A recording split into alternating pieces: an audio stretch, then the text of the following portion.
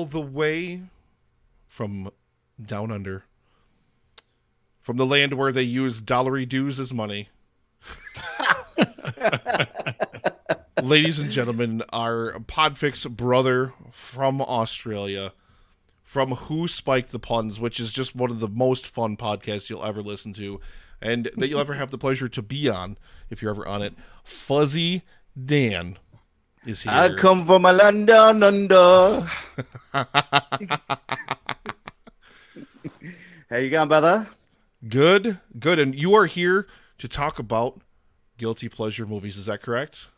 Absolutely, man. I thought this is. I needed to bring it down a bit, bring down the tone of all these highbrow movie discussions, and bring it down to the shitty movies that everybody they don't want to admit that they watch, but they watch. They watch.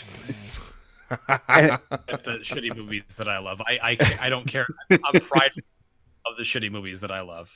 Excellent. Well, that's good because I did this especially in honor of a film that was released on the 19th of May, 2005. So it's officially a teenager right now. Any guesses as to what it might be? 2005. I hope it's not on your fucking list. It is Star Wars Episode 3, Revenge of the Sith. We just talked about how we actually liked it and thought it was pretty good. That's not even on my guilty pleasure list. I just love that movie. On! Yeah, okay, fair enough then. Well, look, that was my inspiration because I know there's a lot of people that like it. There's a lot of people that shit on it. It's a little bit controversial for some of them. But yeah, for me, I love watching shitty movies. There are movies that I can sit down and just zone out to when I'm hungover on the couch, like this morning. I intend to go and watch a couple of them after this. So that's what I'm going with. Those hangover movies that we watch. Well, we are going to go ahead, ladies and gentlemen. All entries are in. The winner of a classic Epic Film Guys t-shirt.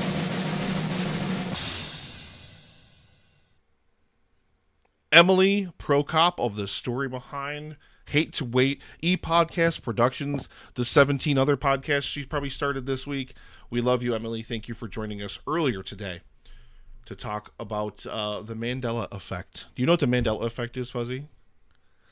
Is that the one where you think he's dead, but he's not actually dead? That was where it was born, actually. She told us. Yeah. Yes, that was actually where that was born from. So, yes. It's like was it the Berenstain or the Berenstein Bears? Yes. Yeah, that's it. Yeah. Yes. So I need to go grab a cup of coffee really quick. So why don't you guys go ahead and get started? I'll still be able to hear you. Sure. Talking about guilty pleasure movies. This is just basically every movie that Justin's ever loved. Really? Come on. Hey, you're the one. Actually, I'm not going to spoil it because I know you're going to bring it up. We talked about it last night, but I won't ruin it. Oh, baby. I'm not going to stab you yet with that. But I'm going to mention one of my first guilty pleasure flicks. And I even know a lot of people that love guilty pleasure movies, like awful movies, that still think this movie is not watchable in any way, shape, or form. But I'm referring to a movie that came out in 1993, an adaptation of one of the most popular video game franchises of all time. It'd be Super Mario Brothers. Oh, yeah. That is a guilty pleasure. It's beyond awful. I saw this in theaters. And a lot of these movies I did, actually. A lot of the movies that I have on my short list here, I saw in theaters. And I liked it. It was like opening weekend. I was a kid. I was really looking forward to it. I actually even had the action figures. They had action figures out for it and everything. Rewatch it like a couple years back. Yeah. I mean, I got through it and I had a lot of fun with it, but I didn't realize. I'm like, oh my God, I must have been a complete moron as a kid. Hey, Justin, I watched this again recently with the Shake and Not Nerd Boys, another podcast from the Podfix Network. We got drunk around at their place, had a big party, and recorded this for one of their episodes. That movie is, wow, it's next level, right? It's just batshit crazy the whole way through. I think one of the redeeming factors about it is its cast. I mean, when you see Dennis Hopper, when you watch him at that point in his career, you know that like this guy was like one of the best performers of his day, and he's in this kind of movie playing King Koopa with that fucking haircut and everything, the tongue and everything. It's like literally like you can't believe you're seeing this. And then of course John Leguizamo, he was young, he was up and coming. I think he's pretty likable in the movie. And you can't forget Bob Hoskins. He's a great Mario. He's an English dude playing an Italian plumber. I mean, you can't get better than that. It was full on Italian American. Like you could literally see the pizza sauce dripping off him at the time. Yeah. There was a lot of hey, oh, hey, like it's very terrible. But hey, look, it was fun at least. Like you watch that movie and you can see why as a kid you would have enjoyed it because it was just like batshit insane. But as an adult, you sit back and you watch it and you go, maybe not. Not on board for that. Not a good adaptation at all whatsoever. I know there's a huge backstory about it, which intrigues me more than the movie itself, about the making of it and all the battles people went through and what they shifted the tone of it like 3 or 4 times by the time it got actually in theaters. So it just sounds like a hodgepodge, a number of different shit, a bunch of different shit that happened to it. That's why it's just so iconic as one of the best bad movies to watch. Oh, absolutely. I still want an explanation for that giant testicle that's descending from the ceiling. Oh, dude. It creeped me out as a kid. I had no idea what that was, but I was like interested by it. I don't know. Interested by descending testicles? Yes, paging Dr. Freud. We'll get onto that for you. Yes. Oh, awesome, man. Well, look, I can hear that and appreciate that. For me, I think my number one guilty pleasure movie. Look, and I will be judged for this. I need you to go back in time with me, though. It's 2003. Colin Farrell was the hottest ticket in Hollywood, and a balls-to-the-wall reboot of a rubbish 2-season TV show was on the table. Samuel L. Jackson signed up as a hard-ass sergeant. I'm talking SWAT from 2003. So with you, I've never seen this movie. What? Get out of town. It's fucking awful. I totally skipped it. I remember when it came out, and I'm a heavy theater goer, always have been. When I saw the trailer, it just did not. I was like, nope, skipping that one. Look, I don't know what it is about this movie. It's terrible. It should not work in any level at all. It's got Michelle Rodriguez in it as a kind of love interest. I'm not sure. It's got Hawkeye in it as well as the good guy turned bad guy. Spoiler alert. But yeah, it's everything about this movie it's trashy but fun.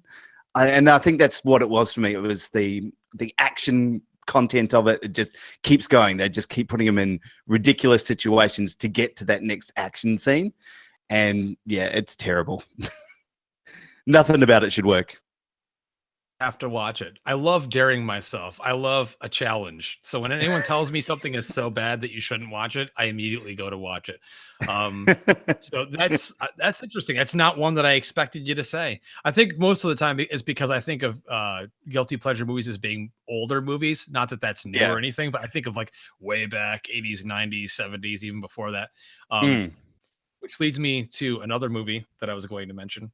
And I have no idea how you feel about this movie. Maybe I do. Turbo Man. Oh, no! wow. Yeah. I can't go one Christmas season without watching it. And I do it as an adult. Even though my daughter, she's past that stage where she thinks it's at least cool or funny to watch it. She's 14 now. She's like, you're watching this again? I'm like, it's Christmas season. I watch it every year. I literally, it's another movie I saw in the theaters, and I don't even know what I was thinking at the time, but yeah, I remember going to the local Walmart after we saw it, and they actually had Turbo Man figures in the stores collecting dust. No one was even buying them, but I think that it's a fun watch, but it's not a good movie, and it's definitely a low point for Arnold's career, and I feel bad for him. But hey, it's that family-friendly Christmas movie. You know, it seemed like the right idea at the time, but oh yeah. Because it's got Sinbad's in that as well, isn't he? And he's obnoxiously annoying, man. I mean, he's playing the same character he played in pretty much every movie he got parts in the late 90s, mid 90s. And like, I like him. I like him as a comic, and some of his stuff's really good. But he's just unbearable at times. And yeah.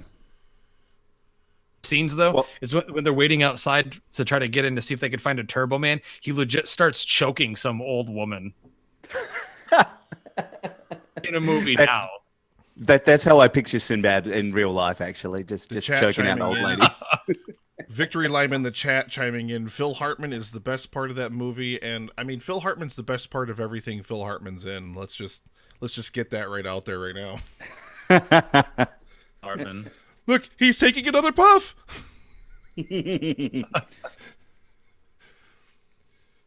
All right, Nick, buddy, you tell us. Come on, you chime in with your hot ticket item for guilty pleasure movies, man. I knew you'd say that. Oh, we're going there. Are we going there? Are you going there? I knew it. I unashamedly love the Sylvester Stallone Judge Dredd movie. I knew you'd say that. Gasp! Wow. Rob Schneider is Fergie. Wait, Justin, we got to do it. We got to do it. What are you doing down there, Judge Hershey? I'm waiting for backup. It's here.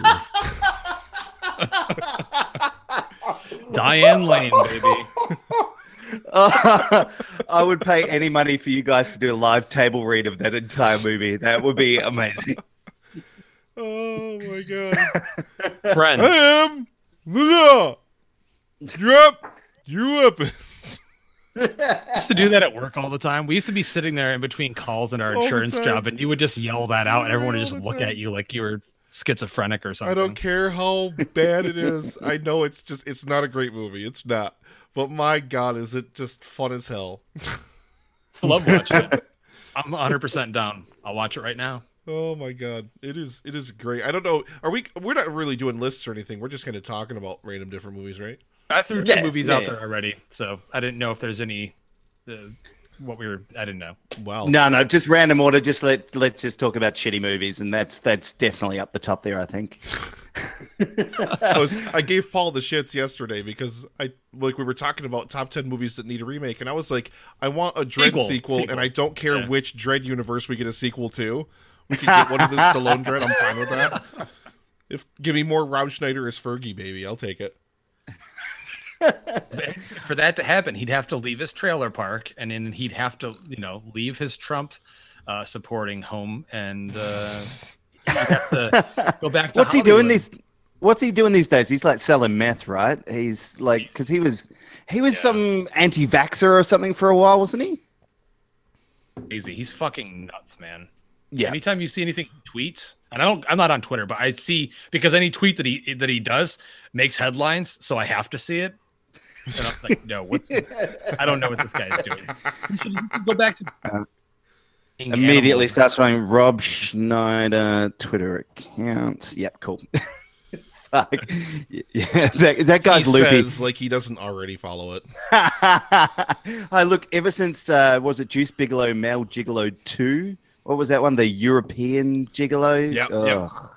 Yeah. That's when he lost me officially, I think. That's Dude, people were going to the theaters to see that, the animal. What was the other one where he turns into a woman? Yeah, pass, man. Oh no, was it Hot Chick? Was it Hot Chick? Right. Maybe? Yeah. And people were going to see something those. like Like, he was making money off that. So that just goes Rob to show. Schneider is a stapler.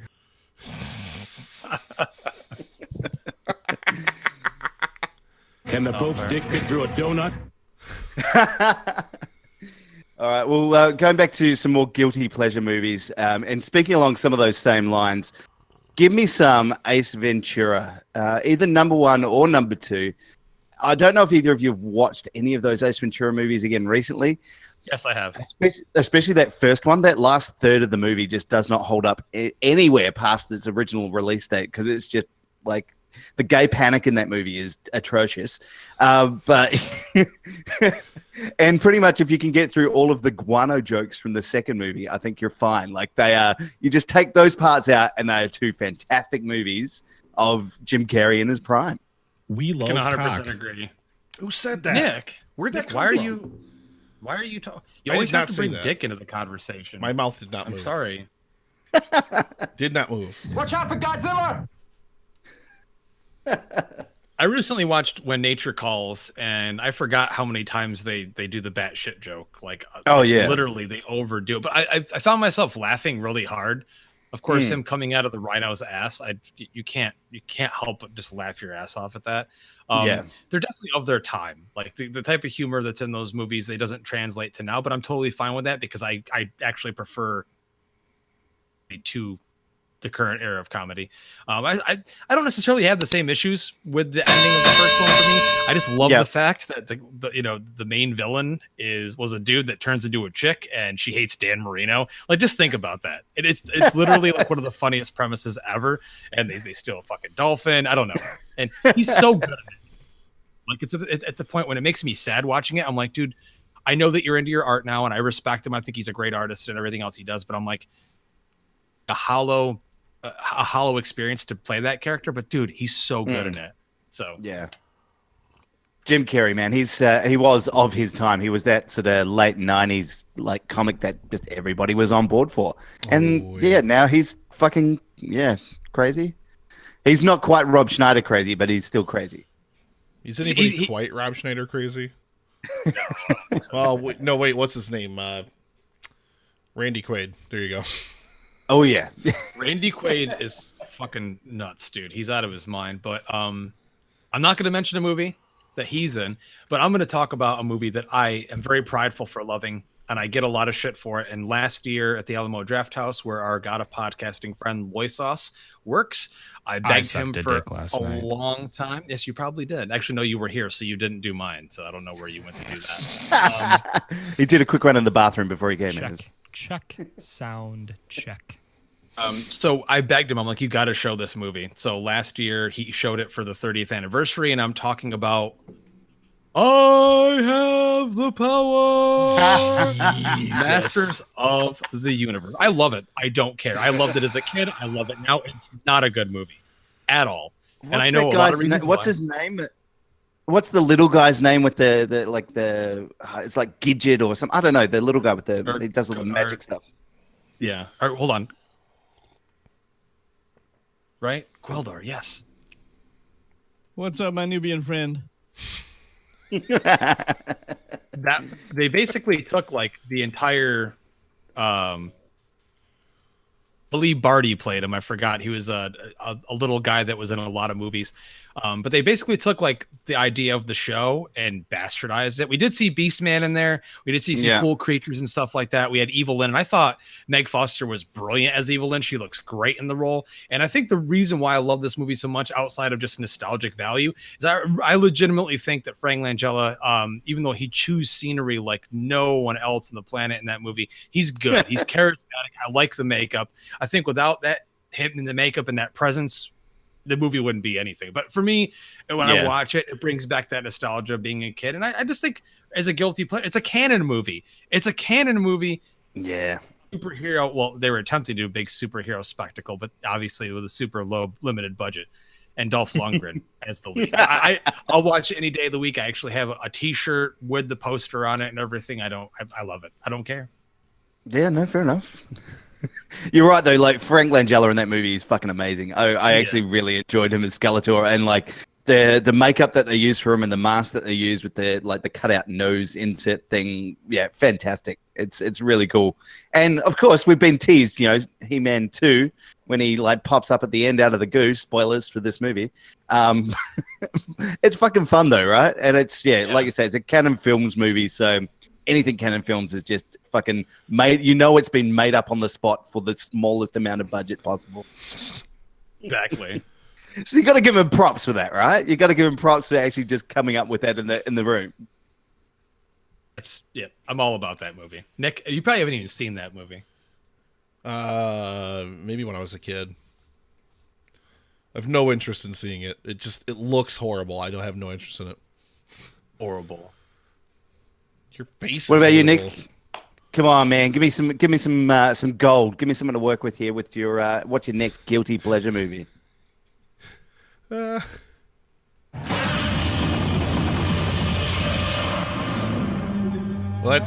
that's the roar from Gareth Edwards' 2014 Godzilla, of course.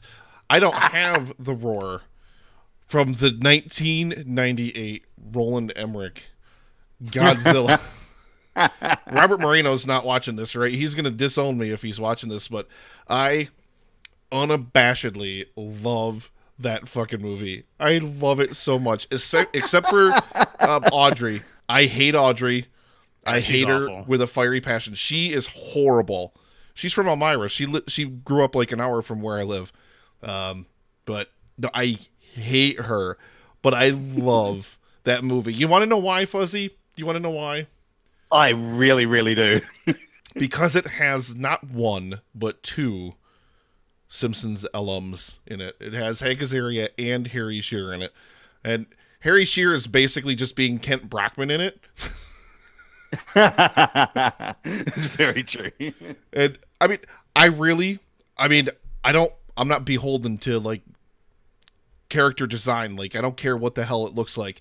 So, you know, it can be just fine. I love Matthew Broderick. I love Jean Reno as the French guy. The only real problem I have with that movie is the Baby Zillas. If you get rid of the whole Baby Godzillas thing, and like, But Nick, seeing them in Madison Square Garden is so cool, man. And all the eggs and stuff. It was great. God, that whole action sequence, all that was terrible. Because literally they were just trying to ride the coattails of Jurassic Park, because The Lost World came out, like a year before that? That's right. It was the year right before it. Yep. Yeah, so, no. Screw that nonsense. But I still love that movie. Love it. Ladies and gentlemen, he said love. I do. I love it. My girlfriend's had 37 dicks. We've talked about it on many occasions. I own it on Blu-ray. I've watched it on numerous occasions. It was another movie. Yes, I go to the movies a lot. I saw it opening night with my friends, and I had bought the action figure of the new Zilla, and I walked in with it. I was in like 8th grade, mind you, and I was walking around with a toy, but I don't really give a shit. I still walk around with toys all the time, so I guess we're in that era now where it's okay to be a grown man and play with toys. I don't really care either way. Totally. It's totally fine. I get why people hate it. I really do, because I'm a huge fan of the original Godzilla. I really, for the most part, like Gareth Edwards' Godzilla as well. And I like a lot of the Godzilla sequels. And I think a lot of Godzilla fans tend to forget that a lot of the sequels, like there's a lot of Godzilla movies that are just straight trash. They're fun to watch, but it's not like they're art. You know what I mean? It's not cinema, so to speak. It's just fun guys in suits fighting each other, and I like that. I'm totally cool with that. But so then when they all like spew venom all over shit Godzilla movie, I'm like, you gotta kind of reflect on what you've already got. So I get it. I get the hate. I watched the 1954 original Godzilla movie this week for my podcast that I'm going to be recording later today. It's fantastic, but it's batshit crazy, right? And I think they kind of captured a little bit of that magic in 1998. But I mean, there's so much wrong with that film for me. Like, what was it? They started as worms or frogs or something. It was earthworms. Yeah, you're the worm guy, and they mentioned that like 1,000 times. Oh, what is it? Worms? It's like an ongoing joke that's not funny. It wasn't funny the first time, so when they keep mentioning, "Oh, you're the worm guy." Yeah. Okay, we got that. The third, like, seriously, stop it. And then his name's like Titopoulos or something, and that they keep fucking up his name. Like they fuck up his name every time, then he has to continue correcting them. That's not funny either, at all whatsoever. So yeah, there's like things like that I don't like, and I kind of like the idea. You'd think about it. Why don't we have the Godzilla lay eggs in Madison Square Garden is full of them? I think visually that when they were doing the storyboards and they were doing concept art, it probably looked really cool. The idea sounds cool, but the execution they looked like shit. I didn't, unlike Nick, I don't like the design at all. Yeah. I mean, it's a giant iguana. And the face looks really bad. Like it's like they went in and Roland Emmerich was like, I don't like anything about Godzilla, because he was known that he didn't care about it at all. He's like, just make that thing look like a giant fucking lizard. I can just hear him saying it. So just whatever. Put something up on the fucking screen so that we can work with it. and like I said, having watched the original and seeing the original design that they literally had fucking a hand painted puppet, like hand puppet with googly eyes on its face. It looks fucking stupid, but yeah, I mean, this one looks more stupid. And I mean, it looks like the biggest part for 1998 Godzilla is Matthew Broderick for me. Like I can't fucking stand that guy. Anything Really? he's in, I don't like him at all. Like Ferris Bueller, he's either? like the worst part of that movie. Everybody else in that movie is okay. great apart from him. I won't lie to you, man. That's just- I'll be totally honest with you. He has a totally punchable face in Ferris Bueller. I like it, but you definitely want to punch his face a few times. Yeah. There is, because he was around in everything back then, and like some great movies that I loved as a kid. So things like War Games as well. Like I just, he's around all the time. I can't stand it. But that's just me. That's just Matthew Broderick and me. We have a personal thing going on. I got another movie I'm going to jump into, and it's actually a sequel to a movie that late last night Loisos fell asleep to on my couch. I love the first film. I still think of it as one of my favorite comic book adaptations of a cartoon ever. The sequel, not so good, not nearly on the level, but I still find it fun as just popcorn nostalgia. Teenage Mutant Ninja Turtles: Secret of the Ooze. Yeah, that's what I'm talking about. Give me that ooze. I have fun with it, and it's another movie. Yes, again, I'll repeat myself. I saw opening night, and I have a lot of fond memories of that whole series, seeing those movies with my grandmother. She used to take me to this really rundown, shitty theater in like this part of the city that you shouldn't go to. And it's close to where she lived. And I remember being really excited by it, and I really liked it as a kid. And watching it as an adult, I still do watch it from time to time. And it's clear that they decided to go in and make a much more family-friendly, much more cartoonish. First one has got dark elements. You see kids smoking in it and drinking beer. People are actually getting locked in it. They're actually using their weapons a lot in the fights. The fights are very well choreographed for what the technology they had with the suits, with the mechanics and everything. And in the second one, you barely see them using their weapons. Like they use them in the opening of the film. That's it. The rest of the movie, I guess parents complained so much that they decided they took the weapons out almost the entire movie. Yeah. And then, of course, instead of getting, Bebop and Rocksteady, we got Tokar and Razor, so a giant snapping turtle and a giant wolf, which when you watch them now, you're like, it's just guys in some costumes. Yeah, like they must have spent a whole $30 on the costumes for those movies, because they were atrocious. But that was the fun of it, right? Like that you could see the foam, you could see the guys almost passing out from heat exhaustion and those things. Exactly. That was the fun of those movies. I loved. I did love in the first movie Casey Jones and all of the weapons that he had in that movie. And you're right, they took all of those out for the second movie because they're like, no, we can't have kids, because kids were literally picking up their dad's golf clubs or cricket bats and going around and whacking people. Like they can't have that shit anymore. They had swords and scythes and stuff like that, and those are dangerous weapons. And nunchucks. It's like literally everything you could think of. I remember being a kid on the playground and grabbing a stick near a tree and like, this is my bow, this is my staff, I'm Donatello, and like trying to whack a kid. So yeah, we were definitely trying to turn that into a reality. All right, and Fuzzy. Hey, look, Fuzzy, it is 7:30, so we have to unfortunately say goodbye to you. But besides, obviously, the Podfix Network, which we love, but let the audience know really quick where they can find Who Spiked the Puns and what you do. Sure. So whospikethepuns.com is the place to go for all of your Who Spiked the Puns news and updates. We take 2 movies each week and we mash them together to create something unexpectedly awesome. It's pretty cool. Go back and listen to our Touch of Resident Evil episode with my big boy Nick on it. Chili. Yeah. Chili. That chili. Fuck, God. that was funny. Yeah, Morrison Walls. That guy's the best.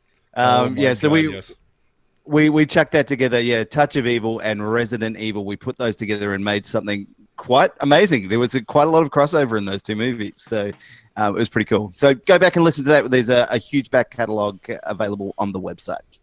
All right. Well, Fuzzy, thank you very, very much for joining us here during the live stream for The Cure. We absolutely love you. Thank you very, very much for being here. And ladies and gentlemen, don't forget to donate. www.livestreamforthecure.com. Twitch and YouTube. Find those links down below this video. Down that way. I know I'm pointing at Justin right now, down below, but that's not it.